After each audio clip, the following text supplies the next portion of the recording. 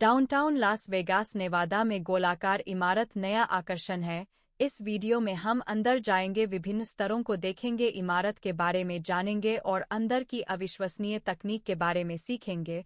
यह इमारत मनोरंजन की हमारी समझ को नया आयाम देगी। स्पेयर एक मनोरंजन स्थल है जिसे सितंबर 2023 में पूरा किया गया था। इसके बाहरी हिस्से पर एक अद्भुत लाइट शो होता है। इस इमारत की कोई सीमा नहीं है। यहाँ लगभग 18,000 लोग बैठ सकते हैं और यह पूरी दुनिया का सबसे बड़ा चारों ओर लिपटा हुआ एलईडी स्क्रीन है। तुलना के लिए यहाँ सबसे बड़े आईमैक्स थिएटर स्क्रीन का आकार है। यह लगभग 18 गुना छोटा है। इमारत का आधिकारिक नाम द स्फीयर है, लेकिन इसे लास वेगास स्फीयर या एनएसजी स्फीयर के नाम से भी जाना जाता है। पर अगर आप सिर्फ स्फीयर कहें तो ज़्यादातर लोग समझ जाएंगे कि आप किसकी बात कर रहे हैं। ऐसा लगता है मानो उन्होंने इस शब्द का अर्थ ही बदल दिया हो। इसे बनाने में 5 साल लगे और इसकी लागत 2.3 अरब अमेरिकी डॉलर आई। अब यह स्फीयर मनोरंजन कंपनी के स्वामित्व में है। यह इमारत 112 मीटर ऊंची है। तुलना के लिए यहाँ स्टैच्यू ऑफ लिबर्टी है और यह एफिल टावर भी है। भूगोल समय यह है। संयुक्त राज्य निर्वाणा राज्य यहाँ है और यह लास वेगास शहर और इसे लास वेगास स्ट्रिप कहा जाता है या सिर्फ स्ट्रिप। यह एक ऐसी जगह है जो अपने भव्य रिजॉर्ट, इस कैसीनो, मनोरंजन और नाइट लाइफ के लिए प्रसिद्ध है। यह हमेशा अपनी चमकदार रोशनियों के लिए जाना जाता है, लेकिन हाल ही में यह और भी चमकीला हो गया है। गोले के बाहरी भाग को 100 स्फीयर कहते हैं। यही वह हिस्सा है जिस पर विशाल स्क्रीन लगी होती है जो पूरी इमारत को घेर लेती है। दूर से देखने पर यह एक बड़ी निरंतर स्क्रीन जैसी लगती है, लेकिन असल में यह 12 लाख रोशनियों से बनी होती है। जैसे जैसे आप पास आते हैं, आप शुरू करते हैं, चल रहा है, क्या समझने लगते हैं। यह प्रत्येक रोशनी एलईडी मॉड्यूल से बनी होती है, जिन्हें हॉकी पक्ष के नाम से भी जाना जाता है। उनके आकार और बनावट की वजह से यह हाथ की हथेली इतनी बड़ी होती है। प्रत्येक मॉड्यूल में 48 एलईडी होते हैं, किसी भी रंग को प्रदर्शित करने की क्षमता। अगर आप गोले के पास से गुजर रहे हैं तो आप इन रोशनियों को वास्तव में करीब से देख सकते हैं। कोई बाउंड नहीं है और वह आपको उसके पास सीधे चलो। कुछ लोगों के लिए लास वेगास के आसमान में जो विशाल इमोजी चेहरा होता है, वेगास में रहते हुए आश्चर्य की बातें हमेशा होती है। देखना थोड़ा ज़्यादा। अगर आप गोले को देखने जाना चाहते हैं तो आपके पास कुछ अलग विकल्प है। आप कॉन्सर्ट देखने जा सकते हैं। 2024 की शुरुआत तक यह वह बैंड्स है जो अभी से स्फीयर में प्रस्तुति दे रहे हैं। यह आप पोस्टकार्ड फ्रॉम अर्थ देखने जा सकते हैं। यह 1 घंटे की लंबी फिल्में जो विशेष रूप से स्फीयर के अंदर दिखाने के लिए बनाई गई है। आप अपने शो में जल्दी पहुंचना चाहेंगे क्योंकि सबसे पहले अंदर देखने के लिए बहुत कुछ है। स्फीयर के ठीक बगल में कुछ पार्किंग स्थल है, लेकिन आपके पास की पार्किंग गैराजों का भी इस्तेमाल कर सकते हैं। जैसे कि यह वाला, आप मोनो रेलवे इस्तेमाल कर सकते हैं जो आपको पैदल दूरी कम करने में मदद कर सकता है। अगर आप वेनेशन से आ रहे हैं तो यही होटल है। आपको स्फीयर में सीधी पहुंच मिलेगी। पैदल पुल आपको सीधे वहां ले जाएगा। बाहर जाने की जरूरत नहीं। स्पेयर के पास 3 प्रवेश द्वार है, पश्चिम प्रवेश द्वार, पूर्व प्रवेश द्वार। ज्यादातर लोग प्रवेश द्वार से ही अंदर जाएंगे। वहां आपका टिकट की पुष्टि होगी, सुरक्षा जांच होगी और आप अपने रास्ते पर होंगे। चिंता होनी बाकी 2 मंजिली, शायद एक तहखाना और एक स्काई डेक लॉन्ज है, लेकिन उनके बारे में ज्यादा सार्वजनिक जानकारी नहीं है। हम इवेंट लेवल से अंदर आए थे और अब हम मुख्य स्टार का पता लगाएंगे। यहाँ देखने के लिए वास्तव में बहुत कुछ है। बीच का यह क्षेत्र अट्रियम कहलाता है। जब आप इसके माध्यम से चलते हैं तो शायद यह लगे थोड़ा साइंस फिक्शन फिल्म जैसा महसूस होगा। आपकी यात्रा का एक मुख्य आकर्षण होगा और रोबोट को नमस्ते कहना, जिसे दुनिया का सबसे उन्नत मानव आकृति रोबोट माना जाता है। वह आसपास के लोगों से बातचीत करने और वास्तविक समय में संवाद करने के लिए एआई का उपयोग करती है। अट्रियम फ्लोर पर इन रोबोट की 5 प्रतिकृतियां हैं। आप देखेंगे कि फर्श के बीच में 4 रिंग है। यह स्पीकर्स का प्रदर्शन करने के लिए और रोबोट के पीछे है। इनमें प्रत्येक चक्र में आप विभिन्न ध्वनियां सुनेंगे। चक्र से बाहर निकलते ही आप उसे सुन नहीं पाएंगे। वीडियो में हम स्पीकर्स के बारे में और जानेंगे। ऊपर एक बड़ा होलोग्राफिक डिस्प्ले है। यह 420 व्यक्तिगत स्मार्ट भी हाई परिविजन डिस्प्ले से बना है।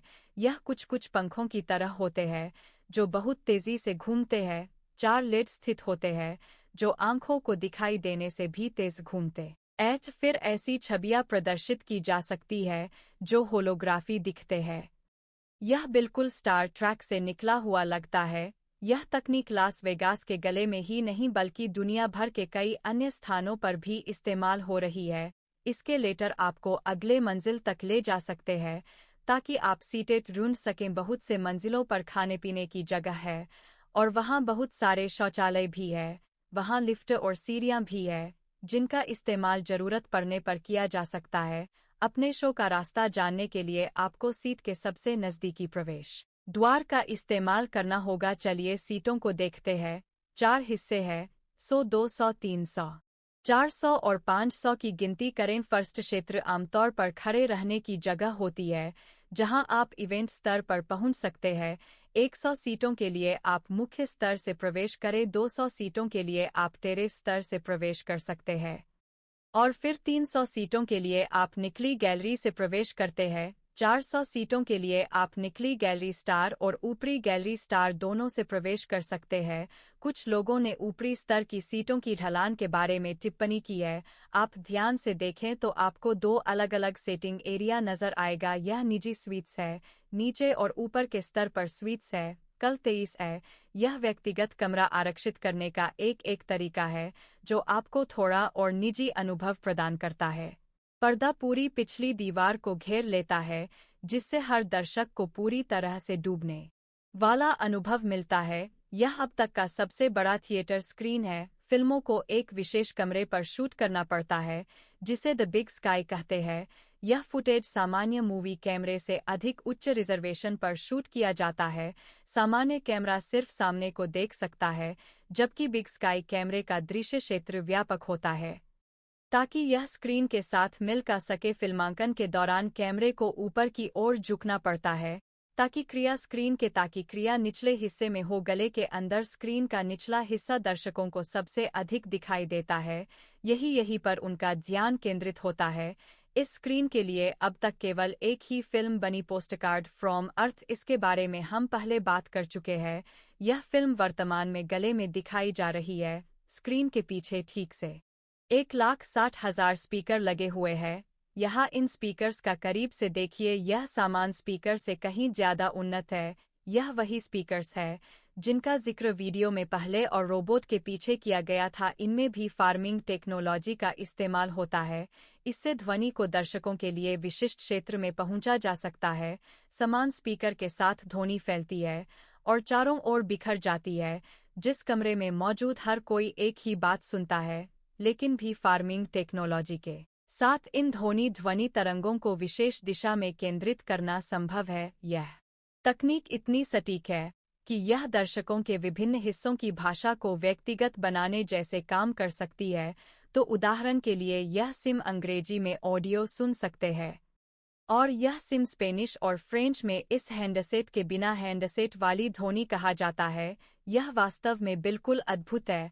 कई सीटों में हैप्टिक टेक्नोलॉजी होती है जिसका मतलब है कि वह शो या फिल्म के साथ कंपन करेंगे। इसको सुगंध और हवा जैसे अन्य सिमुलेशन के साथ मिले और यह पूरी तरह से डूबने वाला अनुभव बनता है जिससे आप भूल जाते हैं कि आप थिएटर में। लास वेगास का गोलाकार थिएटर अपनी तरह का पहला है, पर यह अकेला नहीं रह सकता। अफवाहें है कि और भी गोलाकार थिएटर बना सकते हैं, पर अभी तक कुछ भी पक्का नहीं है। क्या इस सब मेहनत के लायक है? क्या यह वाकई उतना अच्छा है जितना कहा जाता है?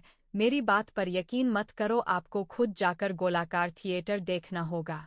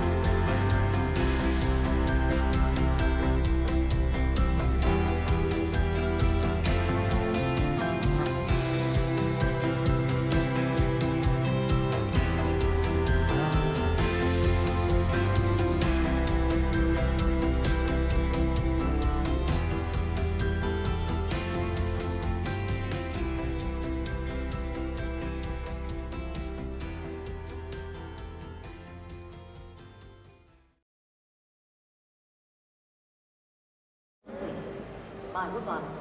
Hello. And in Spotlight 4.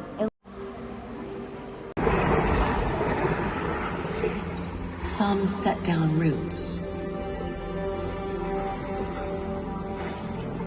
clung to the rocks.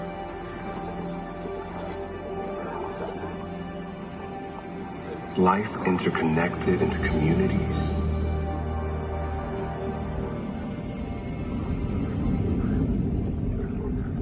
Intermeshed into systems.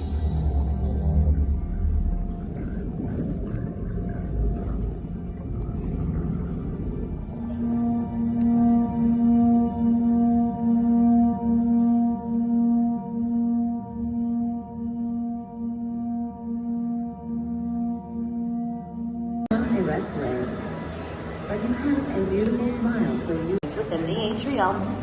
If you wish to have a one-on-one conversation with one of my Aura sisters, please travel to my left or to my right. Hello, Camden. What do you want me to ask? Where are you visiting from, Camden? How long does it take to Pluto from where? From New York. You have traveled across the entire country just to come see Mui. Excellent. Thank you, Camden. Do you have a question for me?